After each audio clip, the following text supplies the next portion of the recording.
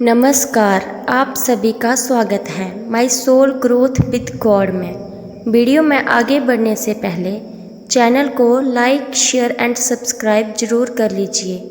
तो आज हम आपके लिए लेके आए हैं शिव पुराण का चौथा अध्याय। तो आइए अध्याय को शुरू करते हैं। चंचुला की शिव कथा सुनने में रुचि और शिवलोक गमन। ब्राह्मण बोले, नारी तुम सौभाग्यशाली हो जो भगवान शंकर की कृपा से तुमने वैराग्यपूर्ण शिव पुराण की कथा सुनकर समय से अपनी गलती का एहसास कर लिया है।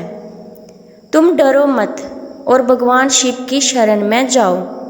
उनकी परम कृपा से तुम्हारे सभी पाप नष्ट हो जाएंगे। मैं तुम्हें भगवान शिव की कथा सहित वह मार्ग बताऊंगा जिसके द्वारा तुम्हें सुख देने वाली उत्तम गति प्राप्त होगी। शिव कथा सुनने से तुम्हारी बुद्धि शुद्ध हो गई है और तुम्हें पश्चाताप हुआ है तथा मन में वैराग्य उत्पन्न हुआ है। पश्चाताप ही पाप करने वाले पापियों के लिए सबसे बड़ा प्रायश्चित है। पश्चाताप ही पापों का शोधक है। इससे ही पापों की शुद्धि होती है। सत्पुरुषों के अनुसार पापों की शुद्धि के लिए प्रायश्चित पश्चाताप से ही संपन्न होता है। जो मनुष्य अपने कुकर्म के लिए पश्चाताप नहीं करता वह उत्तम गति प्राप्त नहीं करता, परंतु जिसे अपने कुकृत्य पर हार्दिक पश्चाताप होता है वह अवश्य उत्तम गति का भागीदार होता है। इसमें कोई शक नहीं है। शिव पुराण की कथा सुनने से चित्त की शुद्धि एवं मन निर्मल हो जाता है। शुद्ध चित्त में ही भगवान शिव व पार्वती का वास होता है। वह शुद्ध आत्मा पुरुष सदाशिव के पद को प्राप्त होता है। इस कथा का श्रावण सभी मनुष्यों के लिए कल्याणकारी है। अंत इसकी आराधना व सेवा करनी चाहिए। यह कथा भव बंधन रूपी रोग का नाश करने वाली है। भगवान शिव की कथा सुनकर हृदय में उसका मनन करना चाहिए। इससे चित्त की शुद्धि होती है। चित्त शुद्धि होने से ज्ञान और वैराग्य के साथ महेश्वर की भक्ति निश्चय ही प्रकट होती है तथा उनके आग्रह से दिव्य मुक्ति प्राप्त होती है। जो मनुष्य माया के प्रति आसक्त है वह संसार बंधन से मुक्त नहीं हो पाता। हे ब्राह्मण पत्नी, तुम अन्य विषयों से अपने मन को हटाकर भगवान शंकर की इस परम पावन कथा को सुनो। इससे तुम्हारे चित्त की शुद्धि होगी और तुम्हें मोक्ष की प्राप्ति होगी। जो मनुष्य निर्मल हृदय से भगवान शिव के चरणों का चिंतन करता है उसकी एक ही जन्म में मुक्ति हो जाती है। सूत जी कहते हैं, शौनक यह कहकर वे ब्राह्मण चुप हो गए। उनका हृदय करुणा से भर गया। वे ध्यान में मगन हो गए। ब्राह्मण का उपदेश सुनकर चंचुला ने नेत्रों में आनंद के आंसू छलकाए। वह हर्ष भरे हृदय से ब्राह्मण देवता के चरणों में गिर गई और हाथ जोड़कर बोली, मैं कृतार्थ हो गई। हे ब्राह्मण, शिव भक्तों में श्रेष्ठ स्वामिनी आप धन्य हैं। आप परमार्थदर्शी हैं और सदा परोपकार में लगे रहते हैं। साधों में नरक के समंदर में गिर रही हूँ। कृपया करके मेरा उद्धार कीजिए।